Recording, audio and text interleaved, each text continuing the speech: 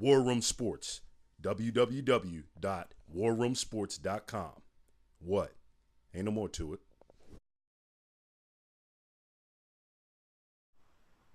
What's up, War Room Nation? Welcome to Inside the War Room, brought to you by War Room Sports, of course.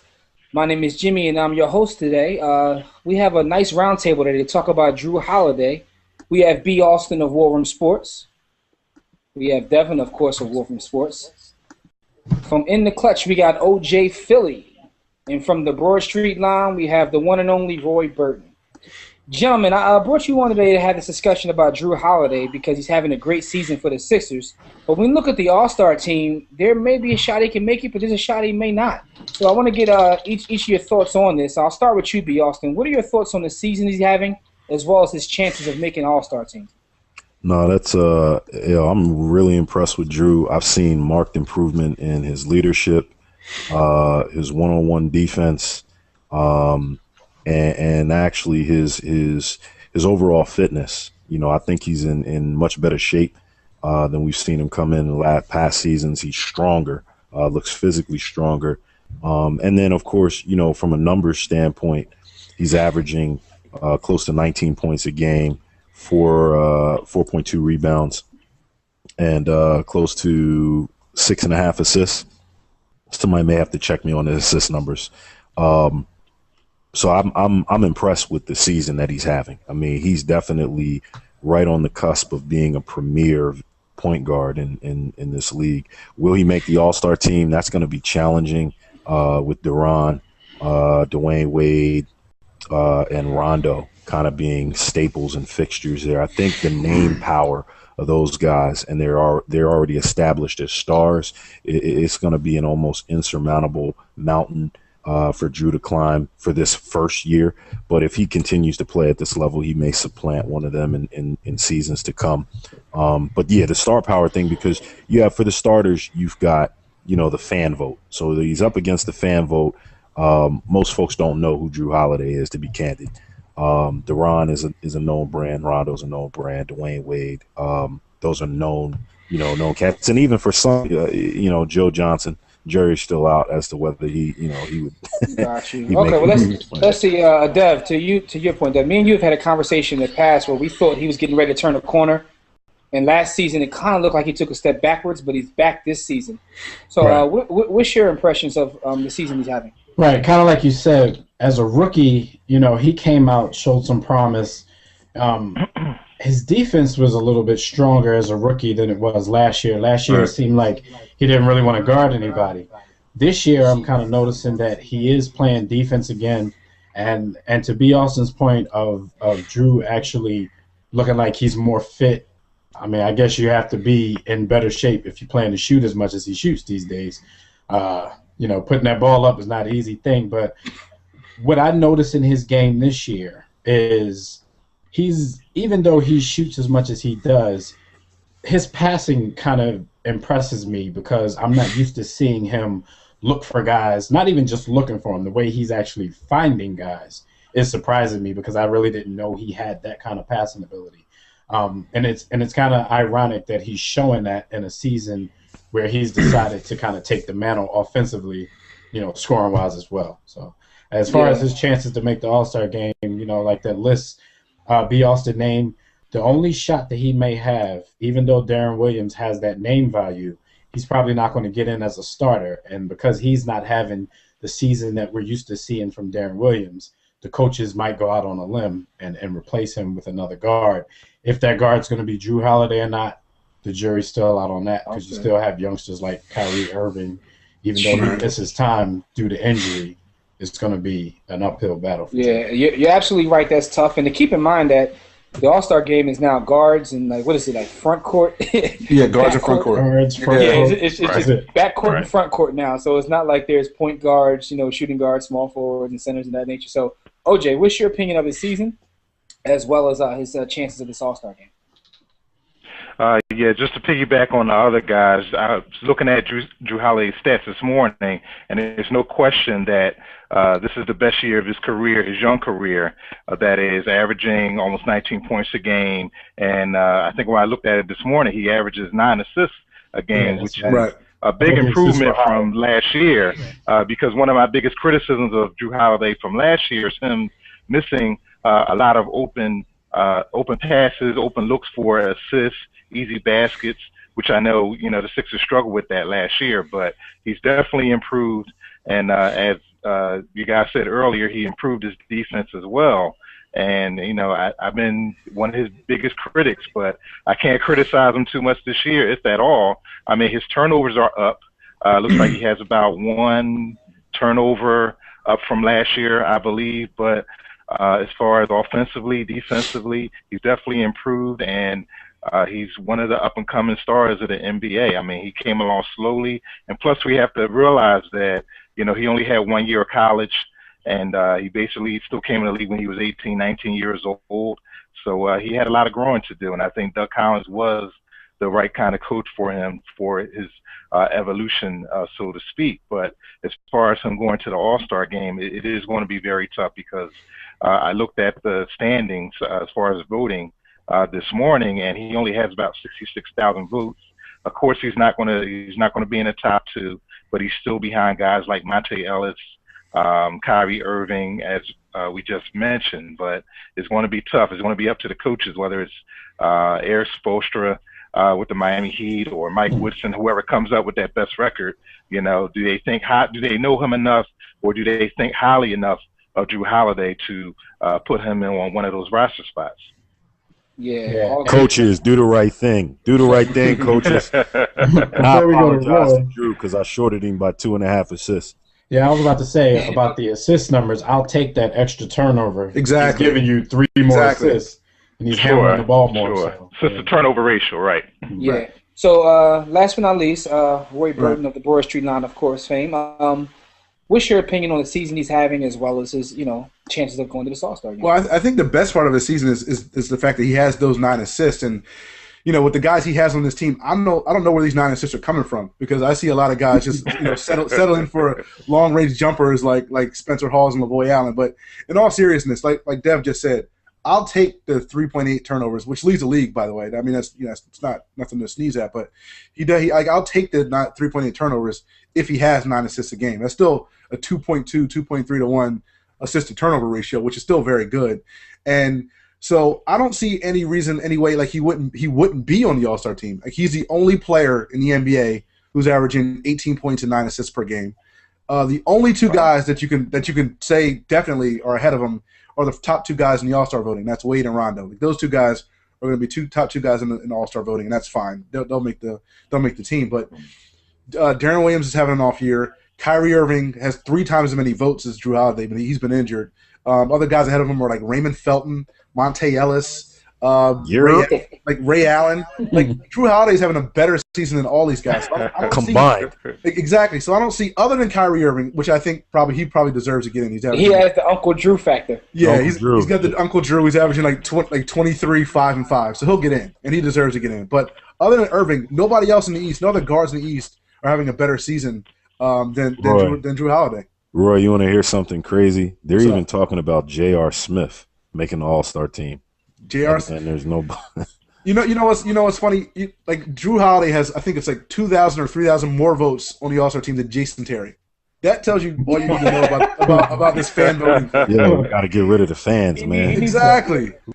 Gotta get rid of the fan vote, yeah. Well, I'm gonna go back. Well, how about the Sixers fans? Why don't they stuff the ballot box? I mean, I know they don't sell out every game, but they don't go. Because Iverson's go online, do it on Twitter, do something. I think AI still has more votes than Jrue, by the way. In China, he does. But seriously, you know what's funny though? Andrew Bynum has 93,000 votes. He got more votes than Jrue. Andrew Bynum. Wow. Hey, Roy, by the way, sticking with that, let me ask you guys another question. I'm going to start with you this time, Roy. Okay. If Bynum would have played this year, how would that have changed his game? Would that have allowed him to play the way he has, or would it slowed him down? What do you think the difference would have been if Bynum was actually there for this season? More alley-oops. Exactly. I think he would have had. I think it would have been easier for Jrue to. Jrue might be averaging double-digit assists if Andrew Bynum was there, and not because he's just passing to Andrew Bynum or running the pick and roll or whatever with Andrew Bynum, but Andrew Bynum would free up other guys to make plays. Like it would, like guys like Darrell Wright and Nick Young and Jason Richardson would have open, have open looks. behind the line. So Jrue might be averaging. If Andrew Bynum was here, he might be averaging like 17 and 10 this year. OJ, what's your opinion of that? What do you think the difference would have been if Bynum would have played in the first half of the season? Well, first of all, I think they would be well over 500, maybe 5 or maybe more games over 500. It's just when you have a physical presence like an Andrew Bynum, he opens up so many things for the other players. Jrue Holiday, he probably would have, 10, 11 assists. Who knows? But I think overall the team would be better because you would have better open looks for guys like, Darrell White, Nick Young, even Evan Turner. And I think the shooting percentage will be a whole lot better. And, again, just his presence alone just commands a double team. And Andrew Bynum, I think, is just one of those guys where, he would make the Sixers that much more of a contender. Well, he will put them in as a better contender in the Eastern Conference or at least in the division. So I miss him. And, it's so funny because I'm looking at DeMarcus Cousins over there in Sacramento, and I'm getting second thoughts. Should we have drafted as a Sixers fan? Should we have drafted DeMarcus Cousins instead of Evan Turner? And I'm looking at him now, and I'm like, this guy's crushing the league. What's funny about that is, before I get to you, Dev, is that I remember leading up to the draft, they were saying that is who Collins wanted, but everybody else in the organization, wanted him to go a different direction. And also the questions about his attitude. But there's no doubt about it. When I take his attitude out of the equation. When it comes to his pure talent, this guy, most talented and skilled big man in the league besides he wants to be. Powell and Dwight.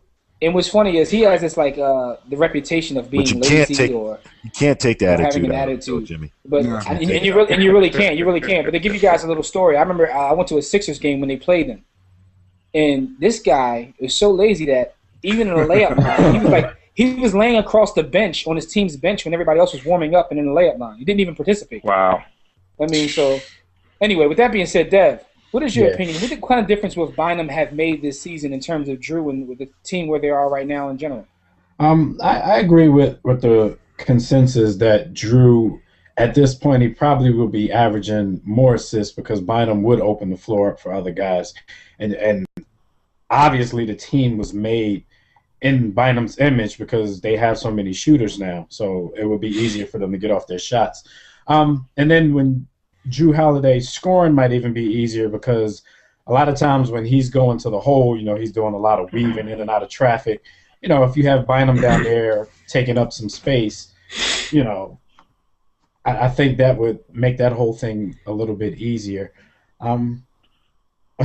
I'm almost like OJ. Like, he hasn't even played, but I miss him for the fact that that's what's so hilarious. You guys say I miss him, and he hasn't played one game yet. We thought the season was going to go a different way. I mean, remember the last time we all got together, we were making predictions, and it doesn't even look like our predictions are going to.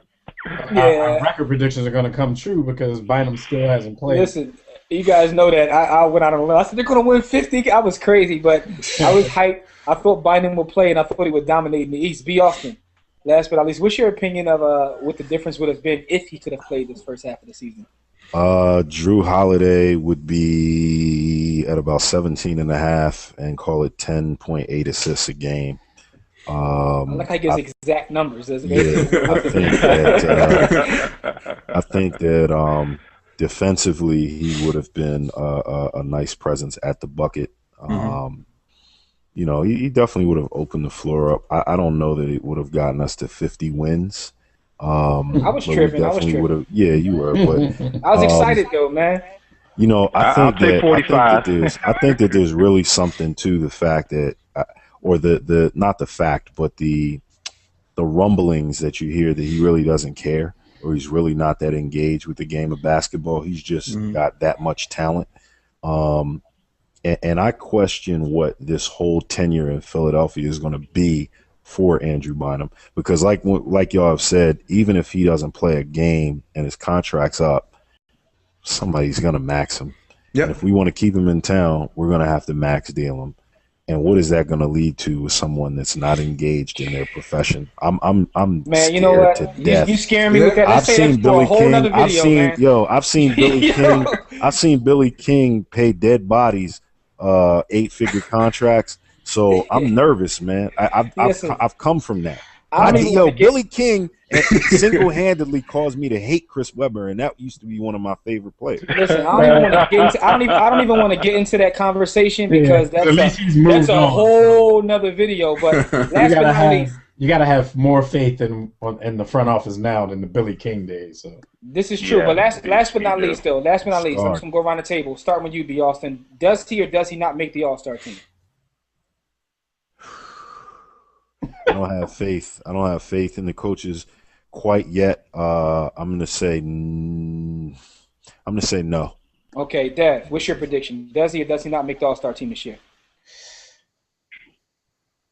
I'm gonna say yes. I'm gonna Okay. say he's gonna make it. OJ, your prediction? Yes or no? Does he make it? Somebody might have to get injured, but he's gonna make it. I say no. Just because of all the politics around the NBA. We know All-Star games, all that. It's about who you like, who you know, and I say no. Okay, Roy, yes or no? Does he make it? I say yes. I think that you just can't make a case for three other guys other than Wade and Rondo to make the All-Star team in the East as guards. So I say yes. Okay, Right. and last but not Right. least, I say yes, he does make it. I think that Doug Collins will do what he did. Hey, look, he fought for Iggy to make it to the Olympics as well as the All-Star team. So why can't he do it for Jrue? Iggy made an average of like 13 points a game. You know what I'm saying? So I'm thinking that Doug will step in, talk to his peers, and he will be an All-Star for the 76ers. Let's hope so, because he's deserving of it, considering the improvement in his game. Go ahead. Yes, you want to say something? I definitely think that in seasons to come he'll be a perennial All-Star. Okay, but just not I'm yet. just nervous. Yeah, I'm just nervous about the fan. Like, I give the collective IQ of fans, not our listeners and our viewers, but the collective IQ of fans is about that of a wooden nickel, somewhere between a wooden nickel and a dead lemming. But remember, And this isn't the so fans. This isn't the fans at this point. Think about it. If he doesn't now make we it, go to though, the coach. Now we go to the coaches, because the fans have 2 votes. So then you fill out that roster, and the coaches have obligations to other folks and the politics and all of that. Well, that's OJ's point. Yeah. Yeah. but B. Austin, even if you're thinking perennial down the line, say if he starts next year, how many perennial All-Stars do we know that didn't make it into their 4th year in the league? This is true, and also I think if he has trouble getting in now, it's going to be like he's going to always have trouble getting in. It's going to be one of those things where he makes it every once in a while when he really stands out. Yeah, and also think about this. You also have the Derrick Rose factor. Yeah, Exactly. you got Derrick Rose coming back. But here's the thing with Jrue, this production we're seeing from him, based on the improvements and the foundation, I don't think it's an anomaly. I think that he can consistently stay around 18 to 19 points per game, and I'll call it 7 to 8, maybe 8.5 assists a game. And he's a big guard, so he can give you 4 boards, 4.5 boards. So I think that numbers wise, that production will be there. And if the Sixers stay as a middle of the pack team to even a low playoff contender, it's going to be hard.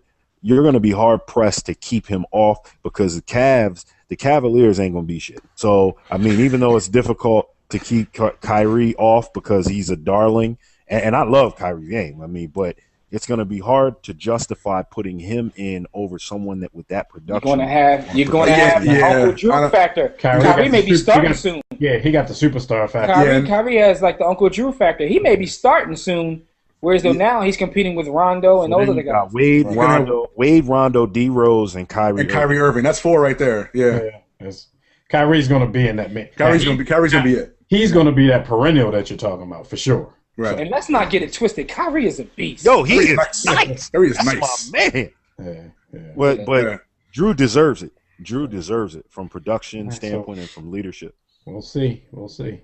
Yeah, absolutely. We will see. Like I said, we hope he does this year. OJ, I know you dropped off for a second, but you're back. What we were saying is moving forward, it's going to be a situation where all of us believe that Kyrie is going to be a perennial all-star. So he's going to have a tough time even in the future making this All-Star team, even if deservingly so. Derrick Rose. Yeah, so Sixers fans, you gotta do a better job. Rose, you guys gotta Kyrie, vote. And all that. Rondo, Stuff the ballot box. Wade. Those four are gonna make it tough. OJ, check your mic. Those four are gonna make it tough, man. Yeah. Tough on him. Yeah, absolutely. And you know, with the game now being just guards and forwards, that changes things as well. Right. Well, Because you Agreed. Go ahead, OJ. No, agreed. Definitely, Sixers fans have to stuff the ballot box. They have to let the NBA know who Jrue Holiday is. And I know it's tough when you have Dwayne Wade, Darren Williams, Kyrie Irving now, as we just spoke about. But Sixers fans have to do their part and stuff the ballot box because, hey, other teams stuff the ballot box. They do all kind of other campaigns. Why not Sixers fans? In fact, I'm somewhat disappointed. I forgot about Duran. That's So a great now that's point. Kyrie, Rajon, Derrick that's five. Rose, Dwayne Wade, Deron Williams. Exactly. Yeah. And then you always got guys like Joe Johnson who really don't belong, but Yo, Jrue, He sneaks in there, right? Joe Johnson. Drew is lucky that Jeremy Lin is in the Western Conference now. Jeremy Lin might start for the win. Yeah, because he'll get the votes. That's a shame, man. Yeah, absolutely. And that ain't no knock to will. Jeremy Lin because Jeremy is all right, boy. He's above average. He's good, but he's no playing very all-star. well this year alongside he James is. Harden. You're right, dude. He is no all-star. He is Yeah, with that no- being said, man, at the end of the day, we're all in agreement. Like I said, that Jrue has shown improvement in his game. We're happy to see that, and we think he deserves to be. But three of us think he will make it. Two of us say he won't make it. I'm just hoping that Doug Collins fights for him. I'm starting my ballot box I- stuffing for 50 Turner. Okay, but hold on, though. So, before we get out of here, though, OJ, tell the people out there how they can hear your work and where they can find you at online. Definitely. You can just listen to me every Tuesday night at 8 p.m. Eastern Time for In the Clutch Sports Radio, along with my lovely co-host, Diva D. And you can check our website at www.itclutch.com. Okay, and also, Roy, how can the people find you online and, hear your work? You can check out the Broad Street Line each and every Tuesday night at 6 p.m. Eastern on Blog Talk Radio, www.thebsline.com. I also write for Bleacher Report covering the NBA and also cover the Sixers for Liberty Ballers. Shout out to Liberty Ballers right here. Okay. No doubt. And, of course, we're all War Room Sports, myself, Devin, and B. Austin, warroomsports.com everywhere. And just look into the box below. I'll put everybody's contact information and how to hear their work. But until next time, everybody, don't upset mediocrity and be steadfast in the war against ignorance. We are out of here. Peace. Wait, it's the War Room with 5 nights at the round table. 5 Philly guys, diversified and educated.